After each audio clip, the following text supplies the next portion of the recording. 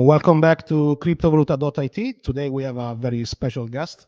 We have Christen Ager-Hanssen, VC, investor in crypto, and can I say the man of the moment because he was there. What are we talking about? The AvaLabs scandal. Kyle Roche, attorney of AvaLabs, talked a bit too much. Somebody took a video, and you are here. Christen, you were there. You were the voice in the background as far as we got. What can you tell us about what happened there?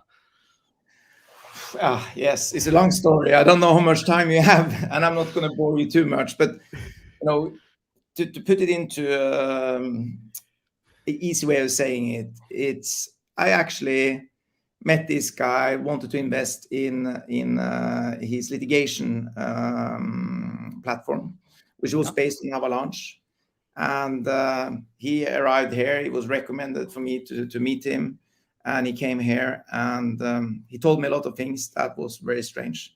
And in my world, not the way you do it. And then that was disclosed by someone that has an interest in doing that. So I was really set up myself. I was used, embarrassed to say, but it's fact. But now it's out there. I think it's very good that people see that, these type of things can happen. And this was, what I call a dirty lawyer. And he played a game. And he played a game with the whole industry. He was the #1 class action man in US history for cryptocurrency. And he was used, or he was colluding with Avalanche in doing this. That's just fact. Or that's what he told. That's what they. So that's what I was told, and that's what also we see in those videos. Yeah. So we have a bunch of videos. They've been cut. Yeah. But they have not been manipulated. We looked at them carefully. So we can say that what Kyle Roche said on the video was actually what he said while he was in the room with you. And the other person, Mauricio, there was a third person with you. He has 5, it's a very long name. And I think I said he's from South America or something like that, But he was like, I get, 3,000 proposals every year, whatever number of thousand proposals for deals and introduction. And sometimes, someone are persistent, and when they're persistent, I'll look into it.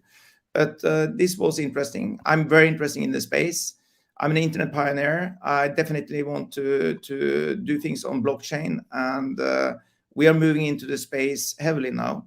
And that's why I was looking into this case with the Kyle Roche and Avalanche. That's why I met with Emin Gun, of Avalanche, and their people, and Kevin, their CTO.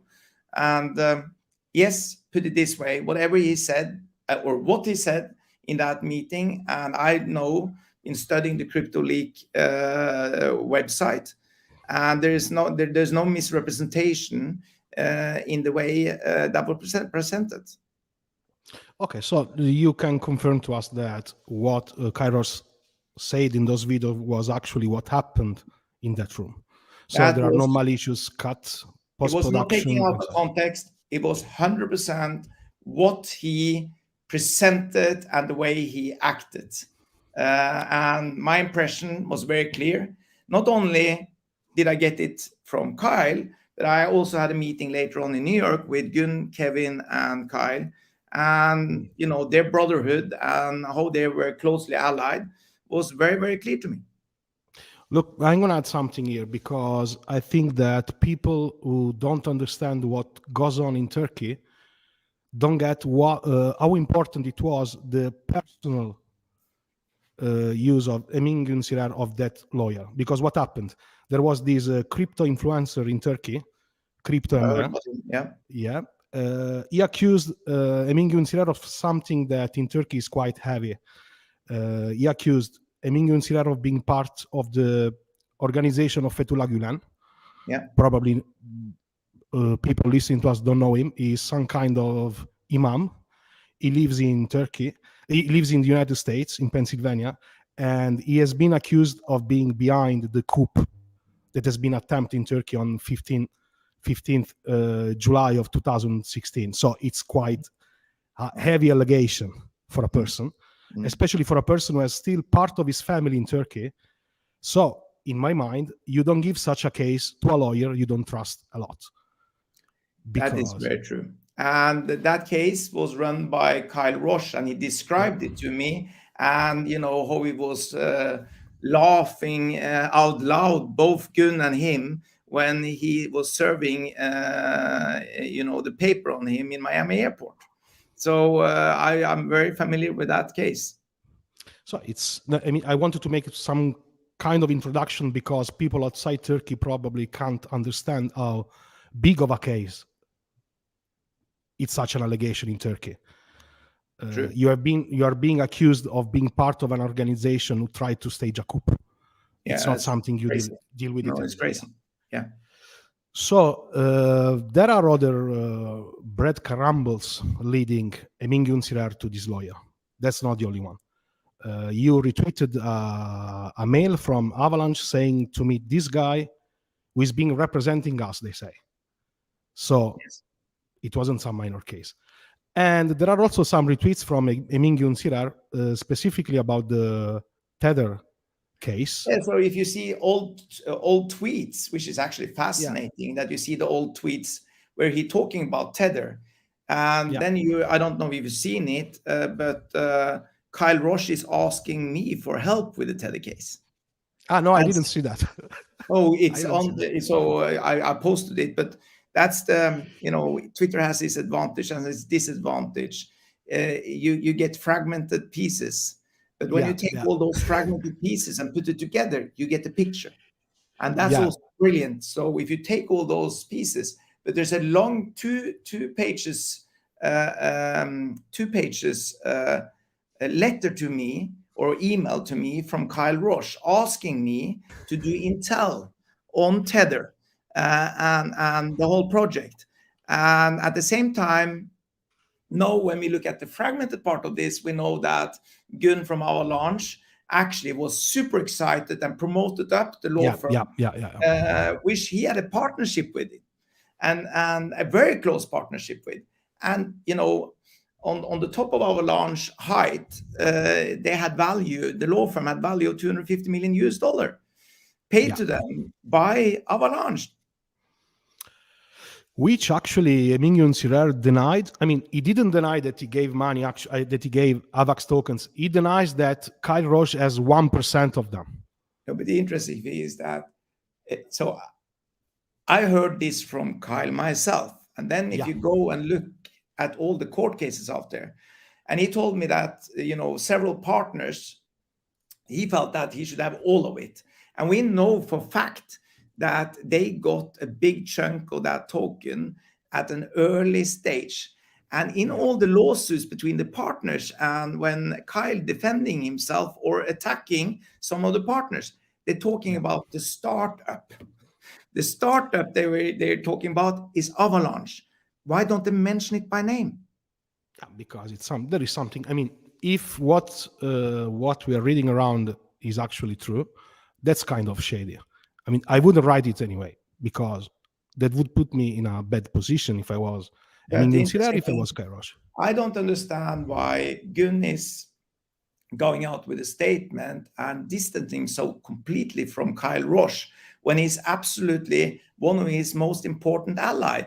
I was there in a meeting in February, the 13th of February, sitting with Gun, who is the number one guy in that movement of Avalanche, Kevin, who's the CTO, and Kevin is living at that time with Kyle Roche in Miami, sharing the same flat.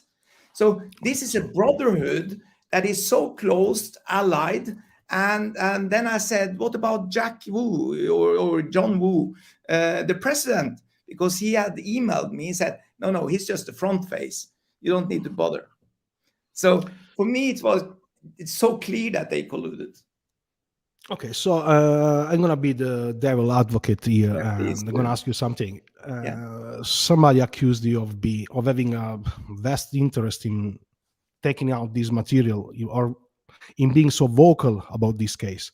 Somebody put you next to. So again, was that the question? No, I'm gonna. Somebody put you close to Dominic of Internet Computer Protocol. Yes, you came out with Algorand now, so how is the space? So it's very interesting. I have been very open with my connection to the crypto space. I looked into it for several years. I'm very interested to see where it's heading. There is, some very, very interesting initiative out there. I'm not involved with any of them that has been involved with Avalanche. I looked at Avalanche as one of the ones that I would be interested in actually working with until I saw what they did. So I'm a well-known guy. So I was used for some of their competitors, I don't know who, to actually engineer them to say this. And for me, it was so naturally. It was a brilliant intelligence work. And I admire the ones that did it. And I wish it was me. I got it. No, it was just a due question because, Twitter talks a lot. You're very clear. Twitter is like that. I don't know even who this guy Dominic is. I don't know him. I never met him. I never talked to him. I never emailed him. I have nothing connection with him. I mean, and you are stating it on video. So, I mean, what? If it's not like that, I mean, if it's not true what you're saying, it's recorded. So you are saying clearly. I know. That's why I say, when Kyle go out with their statement and clearly lies, which is so obviously to check, and then you have Gun that clearly lies, which is so obviously to check. And the reason I'm speaking up is very simple, because they said I did it. Yeah. So if I have been pulled in. Yeah. So if I have done this operation, which I would be proud to do if it was me, and remember, I also do litigation, so it's an area of expertise I have. But if it was me that actually outed that on Crypto Leak or anything else, if that was me, I would be proud to actually take and disclose this for the industry, because seriously, it's so important that someone cleans up this industry. But it was not me. I can't boost that it was me, because it was not me. But when they attacked me that it was me, perfect. Suddenly I could speak up. They gave me a reason to speak up. And then I could tell them everything else that was not even part of that crypto leak. So I remember it. I remember. For me, it's crystal clear. They attacked someone that was completely innocent in that operation. I didn't do it. I was not involved. I didn't know when it was launched. I discovered on Monday, lunchtime, and suddenly someone's crypto leak. And then suddenly they'd done their statement. I didn't even know. I was not aware of it. So for me, but when it's there, sorry, I just use that moment to be very clear. And no, I'm going all in because I don't think it's okay. And I'm offering everyone that's been a victim of this to help. And I will be an affidavit in any of these cases because to actually, if you think about it as a plot, it is a brilliant plot to do exactly what they did. Use a law firm, help him start it up. He even asked me because he wanted to dump his partners and start a law firm again, a new one, That's news. Kyle Roche. And he said the dumbest thing he'd done was putting that token into the law firm because when the price went up, everyone was wanted to have a bigger chunk of it. Yeah, They got yeah, greedy. yeah. So I saw the papers in the from the court where they had Yeah. this kind of division between them by shares and such. and then for Gun to say he's not involved, he was so involved, and everything of it, and all tweets from Gun proves how he's boosting this law firm and how he's boosting the case against Tether. And that was the case I was asked to help with from the same lawyer. And so actually, you had to get intel from Tether to make the case credible. Basically, I mean, they asked information from you. What if they asked for info? I mean, you had to gather info according to them. That's what they asked you. They told you go and gather intel on Tether. No. Like I said, I haven't. It was not me that did this project. I'm just saying that. Got it. I don't know who that was, Mauricio, whatever his name is. But they did a brilliant, that's guaranteed the former intelligence officer. Because normally I would decode the situation like that. And I was not able to decode that situation. But I'm really happy because I would never have gone out publicly. Even if I knew what I knew, I wouldn't go out publicly and disclose it. And somehow this guy and whoever was behind it, it must be some of the one that probably been sued by Kyle, but I don't know who. Okay, so we don't know who did this. Yeah, I remember actually the timeline of the events. The video came out, CryptoLeaks. We have been like half a day trying to understand who leaked what. Then somebody from the Avalanche community started tweeting aggressively, saying that it was you because you were one of the people in the meeting. And what I thought there is, to know who was in the meeting, either you are a high-level manager of Avalanche or you were in the meeting. So it didn't compute to me that because your voice was... No, it was decoded, yeah. Or it was basically impossible to associate your voice, to make a link between your voice and what we heard from the video. So that's what I got. I mean, they wanted to give you the blame for what happened, and then you took it as a chance to speak up, which is... And for me, it was naturally to speak up about everything I knew. And, remember this Kyle Roche, he claimed that he was drunk. He was super sober when I met him the first time. He claimed that, he was intoxicated. Intoxicated. And in that case, only thing he's been doing, and I was not on the dinner meeting with I was not there. I was not invited to that meeting. I was not part of it. So first time I met him, I want to hear about his litigation strategy. And I was shocked because the way he described it, it was like shocking for anyone that hear it. And I got the whole story for 2 hours, him talking about, how they're taking on the whole world and they're going to kill Wall Street and all the intermediates. And, I don't mind doing that, but do it in the fair way by winning the game and without cheating. He said something also about the cheating part, because he said usually the lawyer who cheats the most basically win the most. So I mean, it's what he said in the videos. So I mean, it was its strategy. That's clear. What I wanted to ask you about this situation is that actually, don't you think that I mean, he had another strategy. He said, we are going to sue everybody in the space, so Yeah. the regulator doesn't Focus look at on us, not the focus on us. magnet Yeah. to It draw. actually worked. I mean, it Yeah, worked. it worked. And like I said, I mean, I met Gun. I met their, Kevin, the CTO. They are smart people. And Kyle is a smart guy, but they were a little bit too clever. I mean, they tried to, the way they colluded together and the way they were working and still disconnected officially and having a law firm as an instrument to go and attack that way and trying to onboard me on the same thing. Like Do you you think there clearly would see in be? the email. Yeah. Do you think there will be consequences? I mean, in the court, what I mean, is going to happen? what's going to happen? I mean, first we've seen that Kyle withdraw from all the cases, Yeah, which is a yeah. natural effect of everything. I mean, he can't saying that the juries are 10 idiots. You can't actually work in a court. No. When you say that is like underestimated.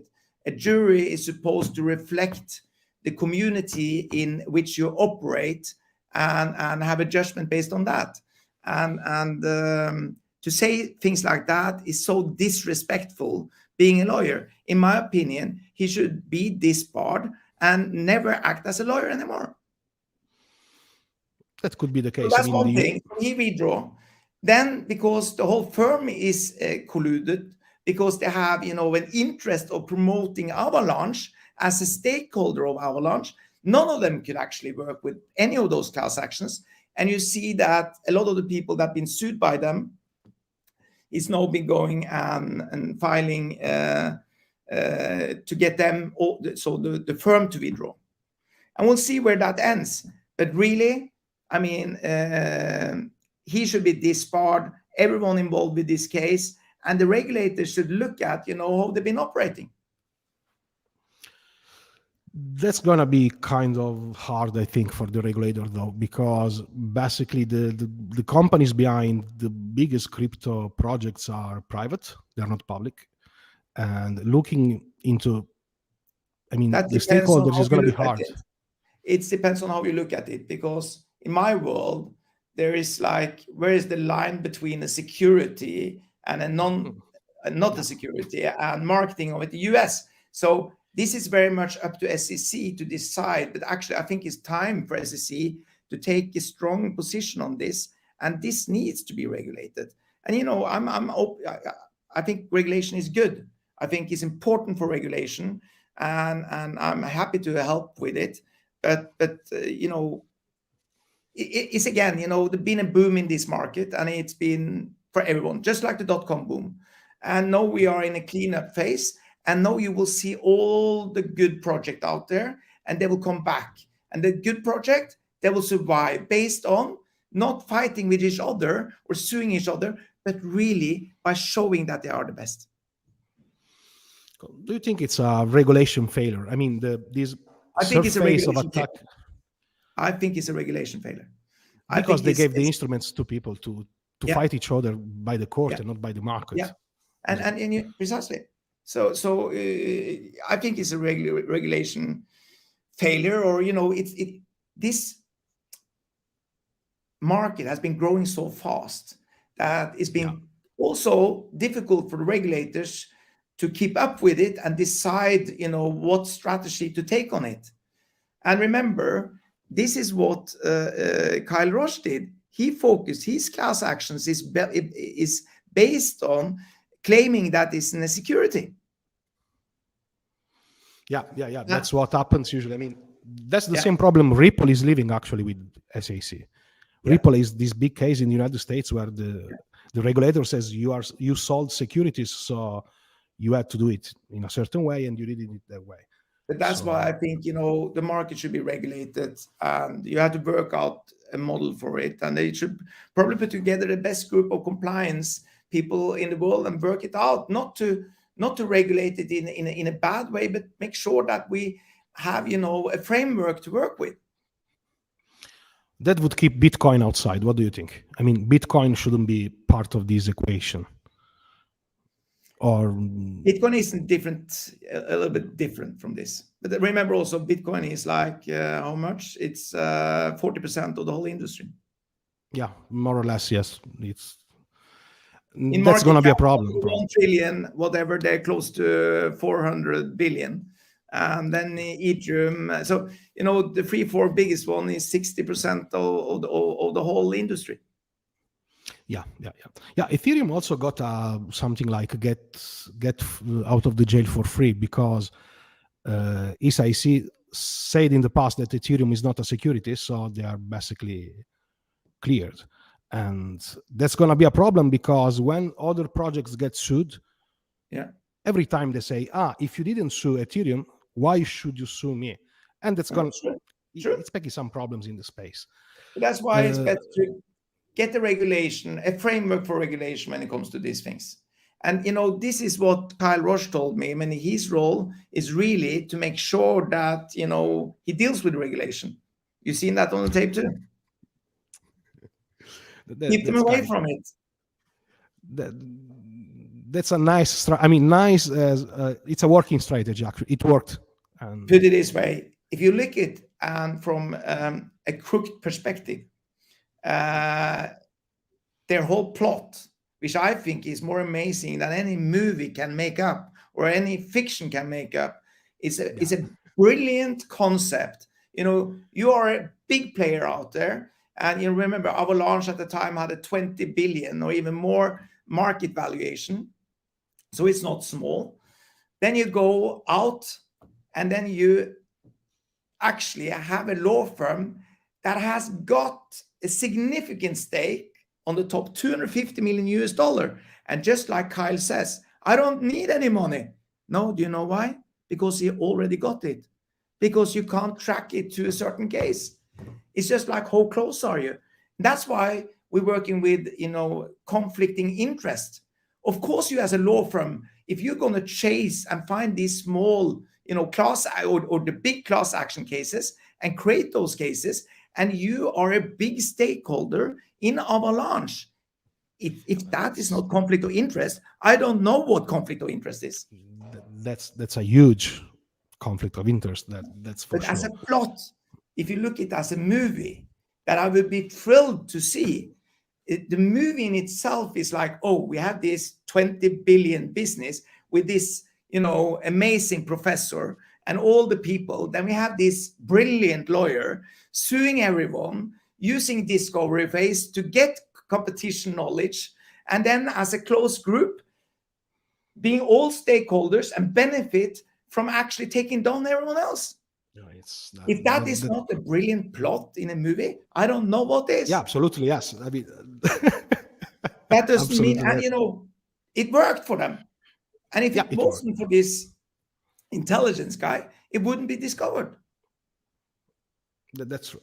Look, I'm gonna add a piece about this. We interviewed Paolo Ardoino some time ago, the leader of Tether, and he told Tether was again against those attacks by the courts, by the newspapers. They cyclically have to face that thing, okay? Yeah. And I asked Paolo, what's going on? And Paolo answered to me in a way that I find, sorry, Paolo, a bit paranoid, because he told us to, when you see something like that, always ask yourself who is behind this kind of movements, these kind of actions. Yes. And I found Paolo, I admit it, a bit paranoid. I said, Paolo, shit happens. Yeah. He wasn't that, how can I say? He didn't agree with me. He didn't say it openly, but he said, look and think about who could be behind such actions, because they are mathematically projected and enacted, and they have a certain timing. They come from certain people and such. So it's a bit, now with this case that has become public and Tether is actually involved, it's kind of scary. So in my world, when you see this type of dynamics, you always have to look at the agenda. And Kyle had an agenda. And the agenda, when you see it today, and you put all these fragmented pieces together, the agenda is so clear. And Gunnar had an agenda, and that's also very clear. So that's why you sometimes have to look deeper, especially when it comes to litigation. And I've been working with multi-jurisdiction litigation for a long time. I even wrote a book about litigation way back. So I'm trained in that. So you always have to look at the agenda. And here, I'm very happy that actually someone had the ability to disclose these things. I not happy that I had to be the face of it, because if I had done this operation myself, I would have done it with someone else undercover. I wouldn't do it in my own name. Also because you're a public person. I mean, I'm a public person, so it was brilliant way of using me, because of course it attracted Kyle to come to London, have a meeting with me and all that. So it's very simple. And I'm embarrassed to say that I was decoded, or I didn't have the ability to decode that intelligence officer. So very simple. That's just sometimes shit happens. But when it's there, I stand up for it and I add on. But I would never have been a face of this, because I wouldn't have the energy to do it. Because I'm low on energy. No, I'm joking. You don't look like that. No. You don't But, look like I that. didn't want to waste, because it takes time and Takes a lot of time. But it's time to clean up the industry. I've been waiting for the market to go down before I moved in myself. We just started, and you mentioned Algorand and those things. We're just looking at what we're doing, but who to work with. I decided I'm going to do something with the Algorand family. But except from that, I think the space is for many. It's not for one player. And it's big enough. It's big enough. It's big enough, yeah. Yeah, and Algorand is 0.2% of the market. Is non-existing compared with Bitcoin when it comes to value. That doesn't mean that I find the whole ecosystem very interesting. And us as a venture capital, me as a venture capital, to invest in up and coming projects on blockchain is what we do. So we are very happy to go there and look at interesting. But we will not only do it within the Algo family. We will look at, and we're looking at BSV. We're looking at several things. I think that Craig Wright is also when I met him. I met him in June. Amazing guy, and I think and then whatever we'll see where it takes us. There's so much engagement in this industry. Either you hate it or you love it. And if you look at Craig Wright, which is a brilliant mind, and he's hated out there. It's kind of controversial, yeah. He's super controversial. But at the same time, I liked him. I think he has, a weird mind, but I like weird mind. But with all his degrees, and he's definitely having the ability to cross-fertilize so many skill sets. And I like that. So I look at what he does too. And that doesn't mean, for me, it's not like this or that. I will, take my time, evaluate, and find out what I'm going to do in this space. And I'm not going to rush, but I will do several projects. There is no need to rush, I think. I mean, nobody is doubting the fact that the crypto space is going to be here even after this bear market. The situation changed a lot. The biggest company that was created, the most successful company created, they was originally what we call failures in the dot-com time. Everyone said they're going down. You see today, they are the blue chip of this world. And we will see 20 years from now, the next blue chip company, but they're based on blockchain technology. We see 10 years from now, even 5 years from now, going to be the biggest blue chip companies, and they will have the most influence. Simple as that. Yeah, look, if we look at Avalanche at the peak of its capitalization, of its market cap in the Italian stock market, it would be like the second or the third company. It is. I mean, it's a lot of money. It's a lot of already money. A lot of money. That's why there's also stakeholders in this business that protect their position and that will fight for that position and also will attack for that position. Absolutely. And that's what we've seen here. That's what we've seen here. So when the industry, this industry was $3 trillion is $1 trillion, is going to go back up to $10 trillion or even more. So it's a space that is super interesting. I'm super excited about the whole industry, and we are all in and will work with company with amazing idea and using blockchain, because it's all about transparency. And you know, if you look at it, amazing thing it is. So Avalanche and this, you know, crypto class action specialist, we're talking about blockchain as the transparency of this world. And what they did was the absolute opposite. That's kind of funny. It's a somehow. paradox. It's a huge paradox. They're talking about integrity and transparency, and they stand for the absolutely opposite, even if the industry in itself is all about transparency. That's a nice point, actually. I mean, to think about in the future. Yeah. Before moving on to your investments, which I find quite interesting, is there anything that we don't know about this case that maybe you would like to say to us now? Yeah, I will go more into details later on regarding some of these things and meetings, but you should look into, you know, Kyle Roche's email to me when he asked for help with Tether. We are gonna write something about that tomorrow morning. Because that's so you read the whole email, and you see that, you know, he's asking for, you know, specifically what type of intel he's asking for, and he's sending me all the court documents. So if that's not a breach of client attorney privilege or attorney-client privilege, I don't know. This is just like if you think it about now. So Kyle, if he was not what I call, you know, de facto in-house lawyer, the fact that he was speaking up regarding, you know, attorney-client privileges for Avalanche got out and sacked him straight away, because he's in breach of what he is allowed to talk to, because he's talking about his relationship with AvaLabs as a lawyer in breach of confidentiality. You know, but I think that the point of Guns here is that there are no relationships anymore, so there is nothing to be sacked from, basically. They have engaged. He says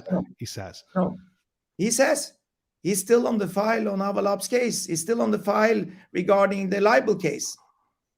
Yeah, for Gun, which is, for me, it's the biggest one. I mean, that I'm not able to stress enough how big is that libel case.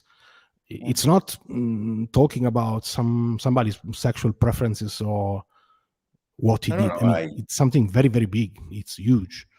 It is huge. It's something we can't compute, I think, if we don't know the Turkish politics and such.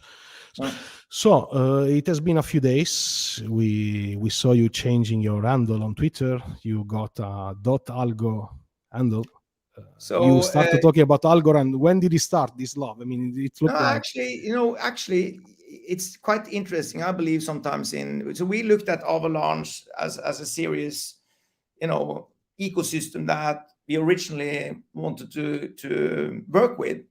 And so I've been looking at different options, and a friend of mine, a very close old friend of mine, former Goldman Sachs banker, he when he saw that this came out on Twitter, he came to my office and said, "Christen, I've been studying this space now for 2 years. I'm engaged in Algorand, and you should really take a look at it." And I deep dived into it, and I decided that at least that ecosystem is amazing. I think they've done an amazing job. And I really see that there's a lot of application built on. The family is expanding a lot. And I see us as a venture capital firm could invest in a lot of those ventures. So I saw it as a business opportunity. So I thought, you know what, Eldar, I'll go down that route, and because we're planning to also launch a token for our loyalty programs, so which is in our plans.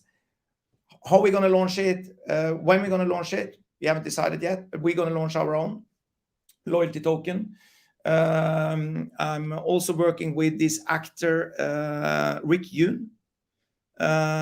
He was, in Fast and Furious and Die Another Day. Yeah. And we have a major project, super exciting project we're launching. And that's all about, giving the power to the people. And it's all about, what we see in today's society, where I believe people can't pay their electricity bill. They will not be able to pay their, food bill, etc. And we're doing something in that space, which is remarkable. And he's an amazing guy. So we're working on some project together. And so Algorand is one area of my interest, but I'm very open to look at other options. But that's something I very, is a new decision that was made based on, me talking to Eldar about it. Oh, okay. No, yeah, I asked you because Twitter tends to be a bit paranoid, so they look at a lot at the timing. So if you look at Algorand, is 0.2%, is a fraction of it. I decided to move into this space, but for me, Algorand is very new. It's a new thing, and I really, so for me, it was Avalanche was the option to actually go in and do venture work on, and that's what I discussed with Gun too. I mean, discussed loyalty, a loyalty token and NFTs, but I also see that, NFTs, and we work with different type of ecosystem that we control, because we have 1.5 million students in our ecosystems, and we're building a student token, and we just launched, our student program here in UK. I saw that someone contacted me from Algorand with a virtual classroom. Very interesting for us. So there's a lot of different things, because we have a company called Adreax, and Adreax is an ecosystem of different marketplaces.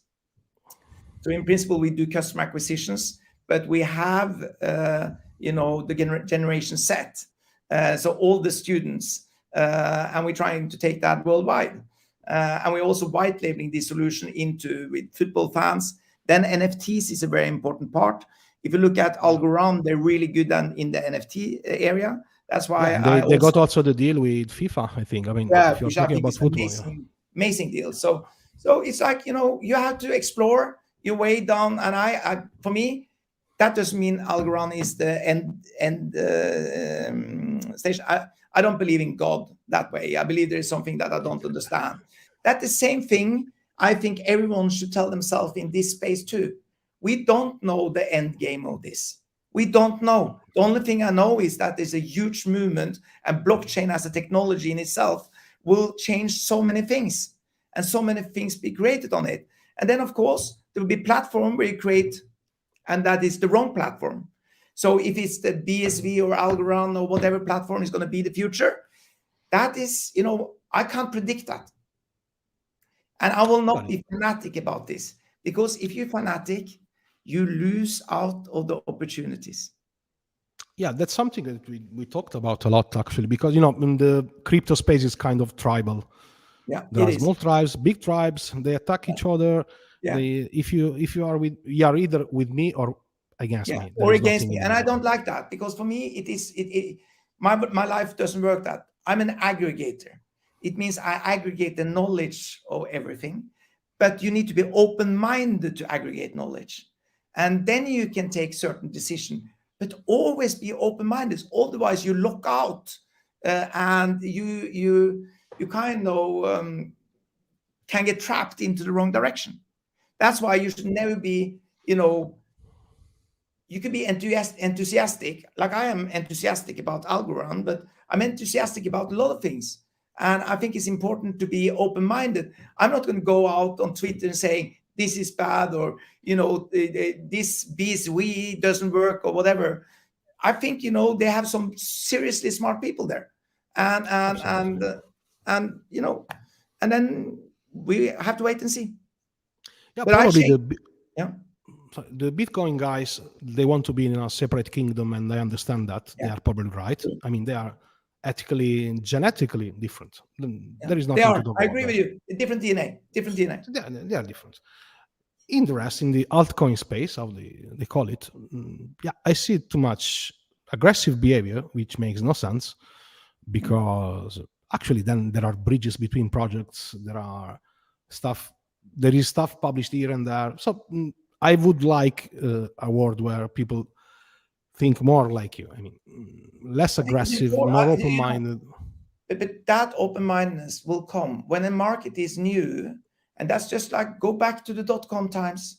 It's the same thing. They were attacking different projects, this and that, and then it fades out, and then it naturally, because the game, again, this is just like I look at the ventures. First, you have an overcapitalization and price get hyped, and then you go to another phase, and then it either go back in or it fade out.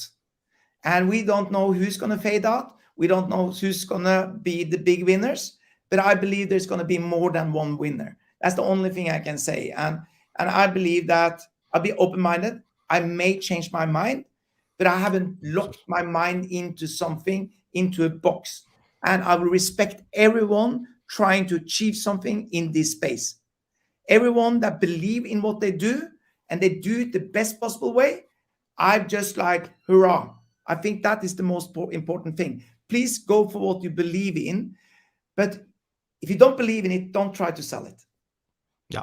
And too much ICO bullshit that been in this industry, precisely like in the dot-com time. Yeah, absolutely. Yeah, the resemblance is quite staggering, because actually it's one-to-one. I mean, we remember, for example, Amazon going to $6. I mean, if I tell it to my brother, with much younger than me, he wouldn't believe that. How Amazon at $6?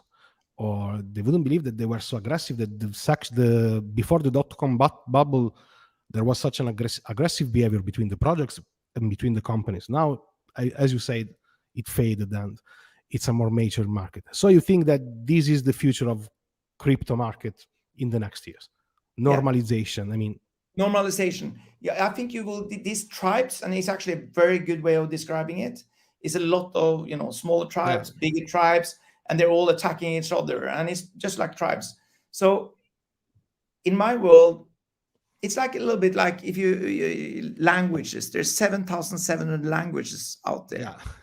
4,400 is dying. That's true.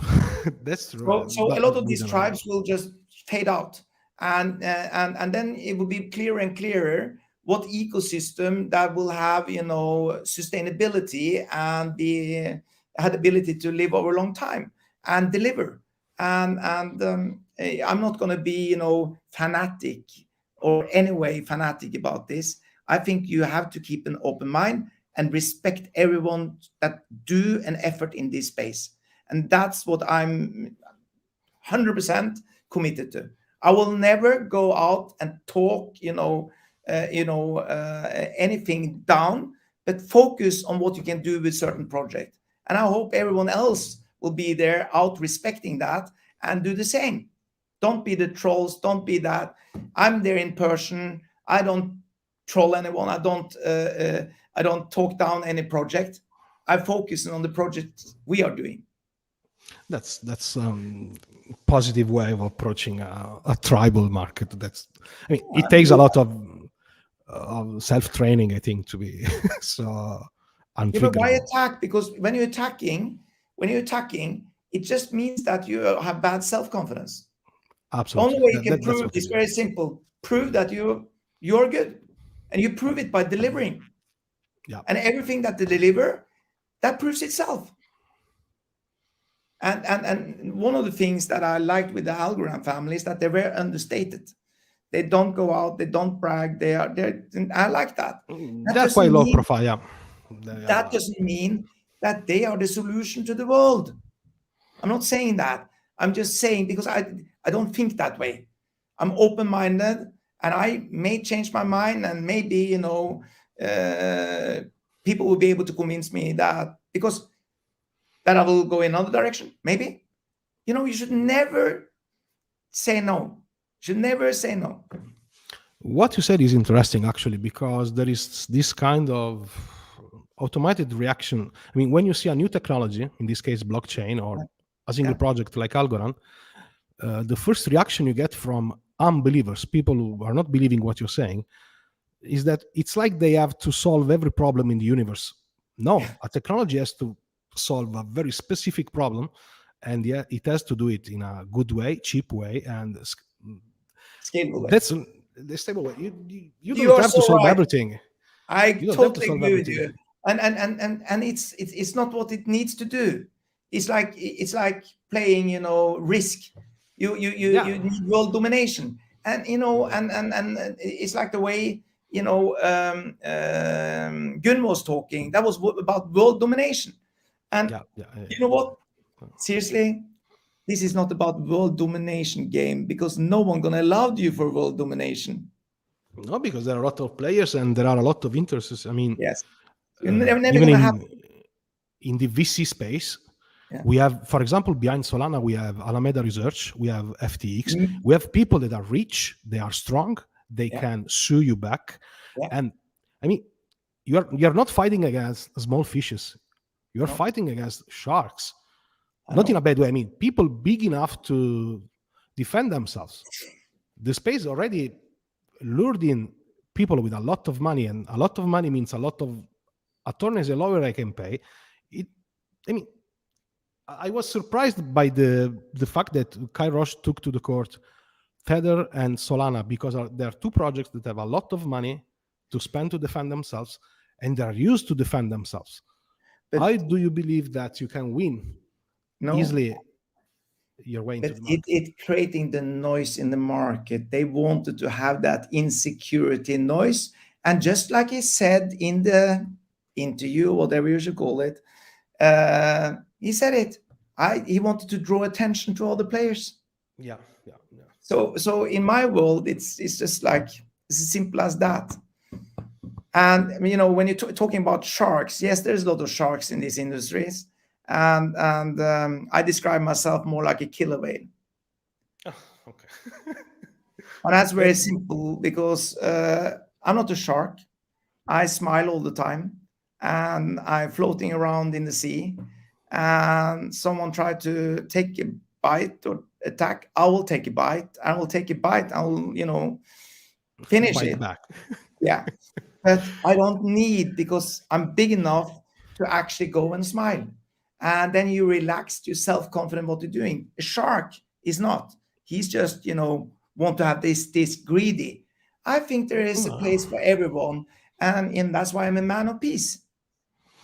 I got it. But I mean, you struck me as a very likable person. I mean, even from the videos of Kyle Roche, I mean, you are a very likable person, and I think that without you, he wouldn't have said maybe 50% of what he said, because you were there saying, you're among friends, making questions. I mean, So it's good to talk to you, and I think that he opened up also because of you. Of course, I mean, so first of all, I have it. So when I go into something, I like to understand, and because I know everyone has an agenda, I want to understand how Kyle operated. Of course, I want to understand that, because we were supposed to do litigation project together. So I naturally, I want to understand his tactics, and I got him to talk about that. And that way, I will be able to decoding, because my ability is about human decoding, and I'm very natural. I talk frankly, no bullshit, and I'm very zero filter. I'll say exactly what I mean, nothing else. And if people are nice, they're nice. But when people abuse their power, then that's good. I'm a killer whale. Before, we had you for 1 hour, and that's quite a lot. I mean, we are. Oh, I thought it felt like 10 minutes. That's good. That's great. Time flies when you're having fun. But before you go, there is a question by David Erickson. He would find interesting to hear you discuss about how you evaluate crypto projects. I mean, what's your? So we already have a number of cases that comes in, not only from the Algorand environment, but we have a team that evaluate that. So everything from computer scientists, with different type of background, and it's all about, for me, it's like, it needs to be scalable. It needs to have big impact, big potential, and something that we believe we can get out there in the market. what we try to do with our ecosystem is that we have audience, and because we have an audience, this is what all this project needs. We have millions of users in our system, and we can push out any product out there, and that's what I call the audience capital. So most VCs, the only thing they have is money. We have an ecosystem where we could get any product that we believe in, get it deployed by that audience. And that is our ecosystem. And that is how we are doing it. So today we have 4 million people in that, 4 or 5 million people in that ecosystem. And that ecosystem is growing. We're also doing white labeling projects. So it will grow rapidly. And my goal is to get, an ecosystem of 1 billion people out there into. And this is the future, what we're doing, because we are in so-called gated community. Because I believe, Google, the open world of internet, you need to opt in. And when you opted in, and we have so many millions of people that opted into our solutions, that we know can push out any product that we believe in without actually, call it marketing. Yeah, because it's some kind. It's very different relation. Yeah, so SEO, old-fashioned. That doesn't work in the gated community world. No, it's not about that, and it's not about the cookies, and that's going to change. The whole e-commerce space is changing, and we are huge on customer acquisition. So customer acquisition management for brands. We work with all the biggest brands in the world. So there is a lot to be done, and probably there is a single tool for every operation. I mean, there are a lot of solutions. And basically, so you're looking into infrastructure. Yeah, that's what you're looking for. You have been very, very, very kind to be with us. I still can't believe it that I had you with us for 1 hour. Thank you again, Mr. Ager-Hanssen. Sorry about that. And please, if you no, for me it's fine. For me, we can stay even 6 hours. It's not a problem. I just want to send you back to your family because they're gonna start complaining. No. I'm working to 4 a.m. every morning. Cool. Basically, we have the same timeline, and we get in the office at 5, so it's. But we are Italian, so we have 1 hour of. I mean, it's difference. Okay if we are slower than you. Yeah. So, thank you again. We will be talking about this interview next days on our website. Tomorrow, probably it will be taken also by Italian newspapers, and we will see how this thing evolves. We will contact you maybe by Twitter. You can come back to me anytime you like. You've been very, very, very kind. Thank you to everybody who's been with us. Bye-bye. Ciao. Ciao.